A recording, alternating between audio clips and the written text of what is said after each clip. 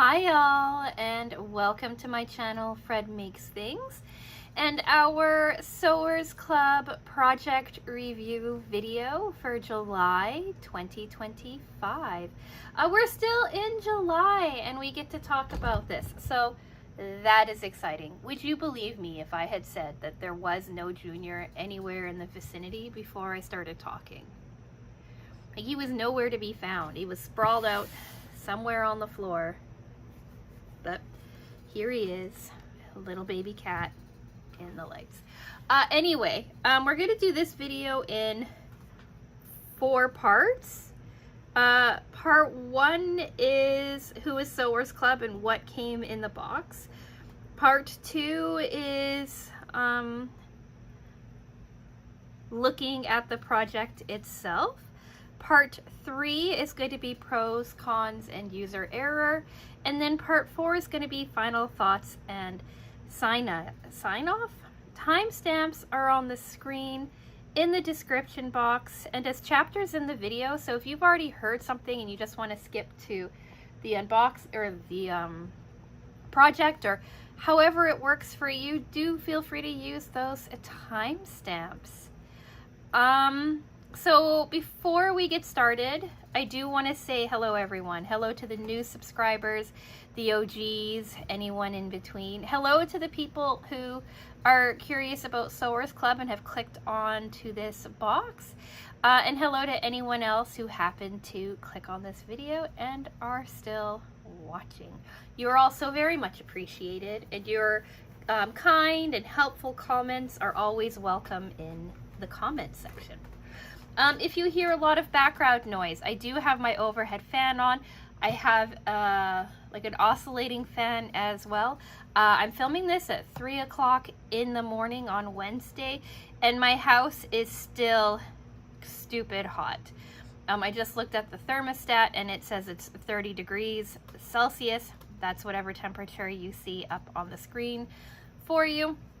And the humidity is happily around 60%. So I could not film this during the day because it was just too hot in my house. We have to figure out something.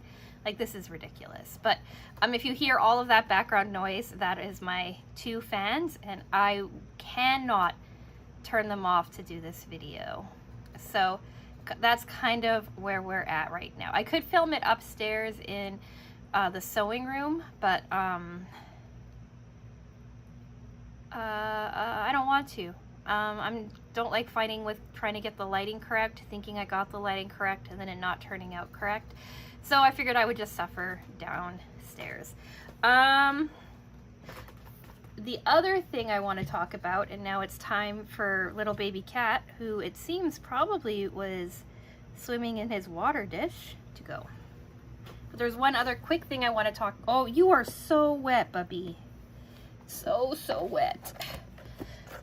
They have water fountains and he splashes around in them. Oh, I'm just covered in wet cat now. But the other thing I want to talk about quickly is I talked about this Fiskars cutting tool in my most recent Notions I Don't Like video. And Susan in the comment section was like, you know, you could probably just flip the rotary tool over, right? I was using it on this side, but I'm left-handed, so having it on this side makes more sense for me when I'm cutting. And I said I didn't like it because it was on the wrong side. It was difficult for me to work with.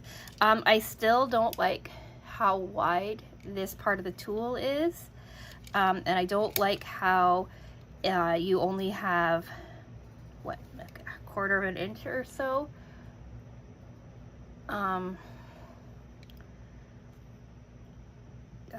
depth on this cutter, when some of the other cutters that I have, same kind of style, have more depth.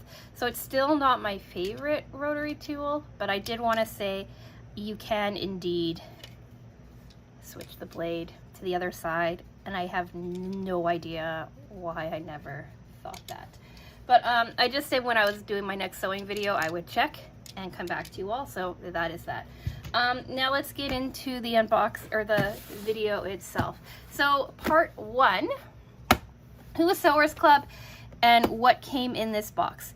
So Sewers Club is a monthly subscription box. Well, they're a company of many facets now, but they started off as a monthly subscription box where they sent you everything that you needed to make one project. That's the fabric, the pattern, thread, any sorts of interfacing or anything like that that you need to complete the project. It's all inside. They even have a link to an online video tutorial that you always enjoy watching. Pricing is on the screen for you if you're curious. It is around $30 a month, give or take, depending on the Canadian exchange rate. And they do have an option for a Notions add-on. The Notions add-on works out to be about $10 extra a month, which I get because I like getting new notions. I like talking to you about all of them and all of that jazz. This box has been very popular lately, so if it is something that you are curious about, they have an online waitlist. I suggest going to check out the waitlist, signing up, and even if you don't end up buying the box, at least you were notified that they are available. Also, with this particular box in this particular month, I was looking around online, and it looks like they have a couple of project boxes in the green version left. And they also are selling the patterns already. I don't know about the fabric. I was on the website a few days ago, but they do have patterns available for purchase if this is a pattern that you are interested in. They have a second box as well, Stash Builder. That video should be coming up within the next week or so.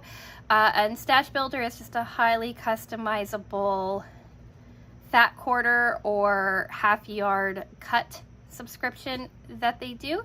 If you're curious about that, I'll link last month's Stash Builder for you to get more information. I mentioned both of the subscription boxes that they have because Sewers Club has kindly given me an affiliate coupon code for you. So code FRED will save you $12 Canadian on your first project box, and code FRED30 will save you 30% off on your first Stash Builder. These are affiliate codes, so I do make a small commission off of them, but to be perfectly transparent with you all, I don't really use that money very often. It kind of just sits waiting for me, and Sewers Club usually has to get on me to redeem it and spend it. I like it as more of a coupon for you all rather than for me making any sort of money off of it. And also, even though I have this sort of relationship established with Sewers Club, I try to be as independent and as unbiased as I possibly can be. Little baby cat. You know, I did this to myself too. He was upstairs in the air conditioning with my husband, and I asked him if he wanted to come out, and he said yes. Oh, he's still wet too. And I could have just left him upstairs and not had to worry about it. But anyway, what's a video if there's no junior interruptions? So let's take a look at what came in this box. If you want my initial impressions on it from last week, I'll link that video here for you in the upper right hand corner, but this is just a quick rundown of what came in the box and what scraps are kind of left over. So this month was the Bonnie's basket. It's a take on just a simple basket, but it has a divider, adds some bows, and they kind of have it coming in too, so it has a fun and interesting shape.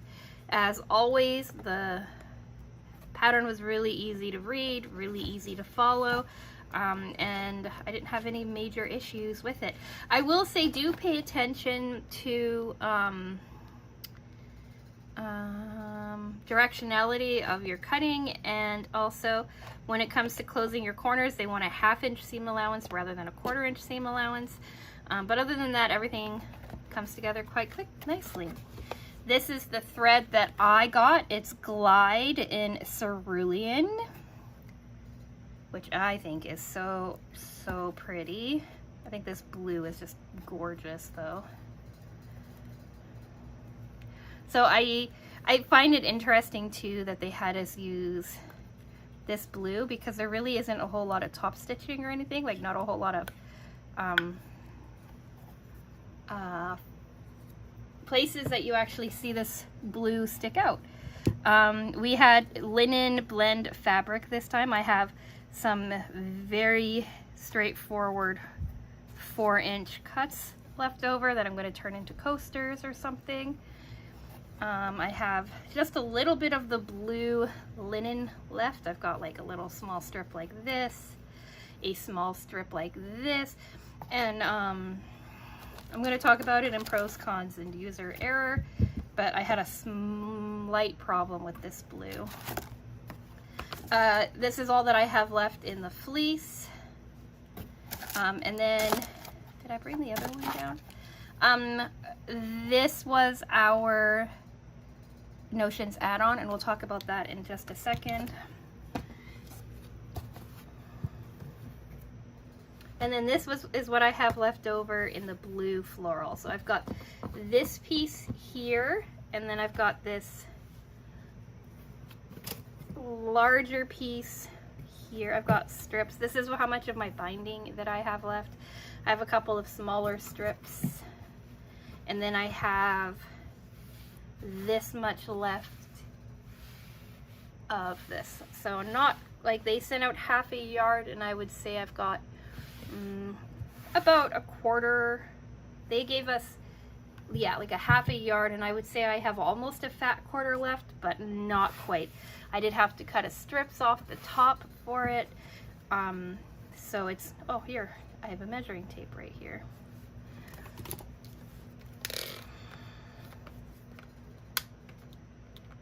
So I've got 18 by about 13 inches of fabric left. That's not too shabby. And then this is the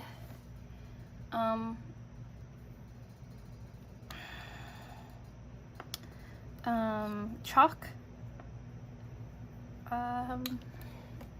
marker that they sent in.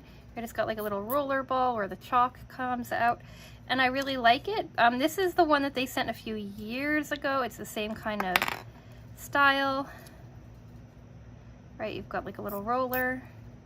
So now I've got two. This one here, you can see I've gone through about half of the chalk that was in there, and now I have a whole new one to work with as well. So that is what came in the box this month. Let's get into talking about the project itself. Part 2, the project. So I'll show you better photos of it in a second, but here you go. You can see the interior, you can see the lining. It's not perfectly straight, but it's close enough. You can see how beautiful the blue is on the interior. All of the little fuzzies and things in there from something I'll talk about in pros, cons, and user error.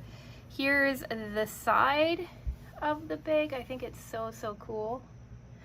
The bottom, the other side, and then the sides with the detailing, the bows on them. I don't know how I feel about the bows, but I tied the bows so you could see what the bows look like attached.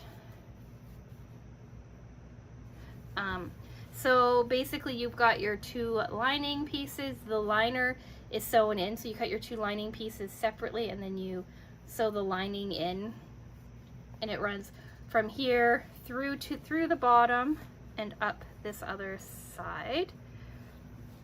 All right, then you kind of box your corners and you put it all together. It's a very quick project. It's quite a simple project, and I really liked working on it. I really liked working with it. You bind the whole top. My top binding on the outside looks really quite nice, and then on the inside I ended up hand stitching it down, and I kind of went for like just like a little funky kind of hand stitching look. And that is because we'll talk about it in pros, cons, and user error, but I had a really interesting issue with my sewing machine this month. The one thing that I did differently is that they want you to do like a traditional quilt binding.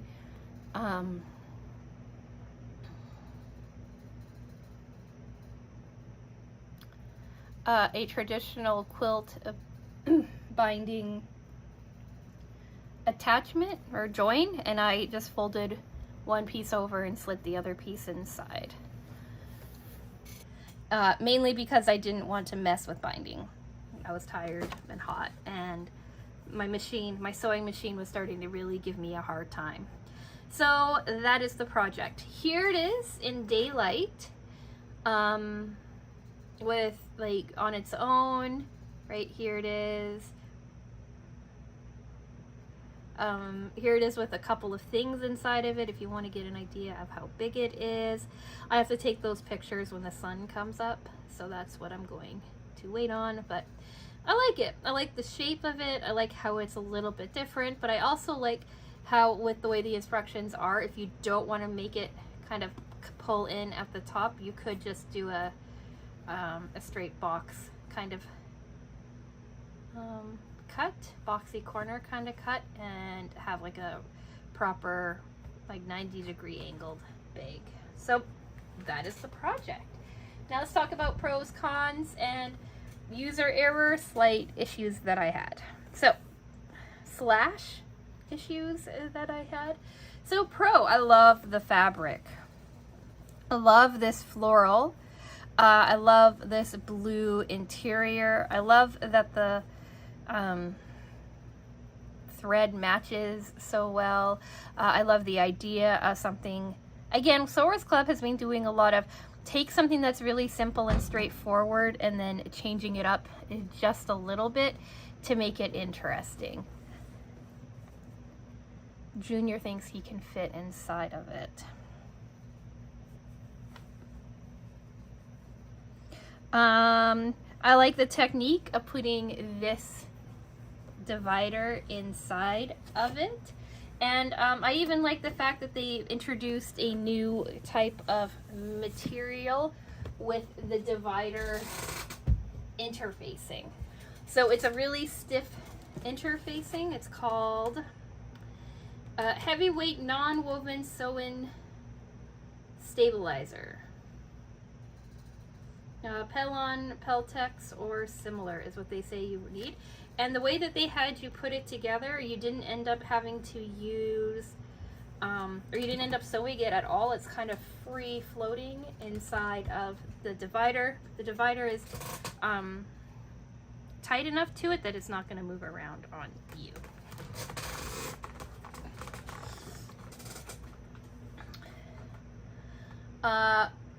Cons, I'm not a fan of these bows.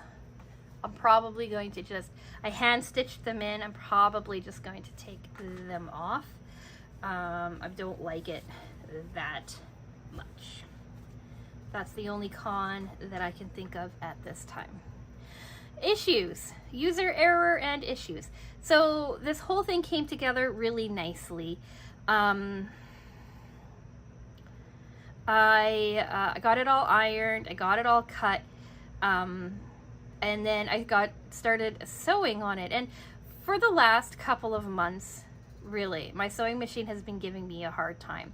It seized up a while ago, and my husband helped work with it to get it cleaned up so that I could continue to sew with it. I made it a point of reminding myself that I wanted to drop it off at my local sewing machine cleaner repair shop to get it serviced, and I completely forgot about it. I think that because we fixed the seizing, I thought, you know, we could just continue on, but we couldn't. So it's been giving me a hard time. I've been really blaming the needles. I've been switching my needles out more than I normally do. And I've just been having issues with it. And then halfway through sewing, actually, after I got the binding, the first layer of binding sewn on this, which was giving me, again, a heck of a time. Everything has been giving me a heck of a time with the sewing machine. I went to switch the foot out to try the blind hem foot on this, and I worked with that. I got the blind hem on it, and I noticed that the shank for the sewing machine was giving me, like, was kind of weird, but I ignored it. Put the blind hem, or the blind, it's not a blind hem, I don't know why I keep saying that. The stitch the ditch foot that I have, because I've been playing around with sewing machine feet too. And I put the stitch the ditch foot on, and I started to sew around this, and my machine was really, really giving me a hard time. And I'm like, I don't understand what is going on. Finished the stitch the ditch, and then I kind of looked, and it was a mess. Like, it was not redeemable. And when I went to switch the machine over, or the foot back over, this happened. So this is my shank, right, for my sewing machine, and this is the part that holds the presser foot, and it cracked right off. I don't know when it cracked. I don't know how it cracked. I don't know anything about something cracking like this. I sent it to my cousin, asked her if that had ever happened to her. She said she's never had her presser, her shank crack like that. She didn't even know if that could be a thing.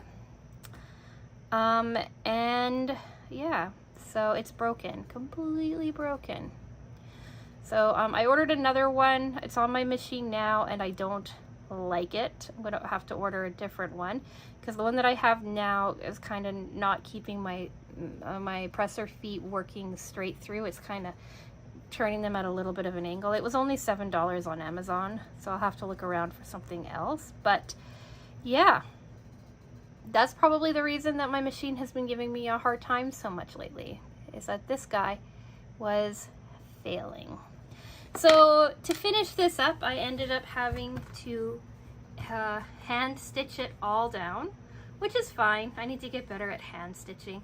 That's why I hand stitched the ties on too. And yeah, so that's the biggest issue with user error. I had been going along so well, and then boom, machine broke. So nothing to do with the pattern itself. It still turned out quite well. It still is quite usable, but yeah, shank broke. Never knew that was a thing, but there you have it. Editing Fred here. As I'm going through editing this video, I realized that I didn't actually talk about the other issue that I had with this box for user error. I got carried away, I think, with talking about my shank breaking, but here's the other error issue that I had, and that's with the blue strips. I mentioned them at the beginning, the blue linen lining fabric, and I said we'll get back to it, and I realized I never got back to it. So I ironed it all out, and when I went to cut it, I noticed it when I was ironing it, but when I went to cut the fabric, I realized that the cuts were not great. They were not straight 90-degree kind of cuts like Sewers Club usually does. There was quite a bit of discrepancy, and for it being called like a fat quarter size, it was not. Here's a photo of it that I'm talking about. As you can see, if I have them lined up with this selvage together, you can see that the back section goes up and the bottom section goes down. When we get closer in, here's a picture of it closer in, it appears that I'm shorted a couple of inches. So I believe in memory the one side is 16 inches and the other side is closer to 18 and a half inches, somewhere around there. You can kind of see the sizing on, or the discrepancy on the ruler for you. I should be staring at the photo as I talk, but of course, why would I do that? So that was another issue. Now, if I had paid for this as a proper fat quarter, I'd be far more upset about it, but because this is included in a project box, like it is what it is, And also I could make the project work very easily because the cuts I needed to do were 15 inches by 10 1/4 or something like that. So even with the shortest side, I still had more than enough fabric to cut them. I just wanted to talk about how the fabric itself was not cut as nicely as Sewers Club stuff usually is. All right, I'll let you get back to this already probably too long video. So I think that's all I want to talk about today. Let's do final thoughts and sign off. So yeah, I really enjoyed making this bag. I really enjoyed working on it up until my sewing machine quit on me. I really enjoyed the colors, the pattern, fabrics, all of that good stuff. I do plan on making this bag again in the future. I really enjoyed it. And I think that it's a good size to hold like fat quarters and things in. Like this shows like folded fabric and I'm like, ooh, that would be really cool. Or what I am planning on doing with this right away is I've been working on those kittens in cups quilts, and I have two versions of kittens, kitten 1 and kitten 2, and I keep getting them confused. I think putting kitten 1 on one side, kitten 2 on the other side would make my life a heck of a lot easier. So that is my plan for what this basket is going to be used for in the very near future. I also want to say, how cute would it be if you put like a strap here and made it like a little basket with the handle. Like they said in here, like you could stitch your linings here to make like your sides a bit more reinforced, but imagine putting like a basket handle on there and how cute that would be. So that might be one of my future projects, future plans. But yeah, let me know if you've made this basket, what you think. I know that like I've heard a few people give me their different colorways. There's been a couple of green ones, there was a black one. Let me know what colors you got, if you got this, and if you started working on it or not.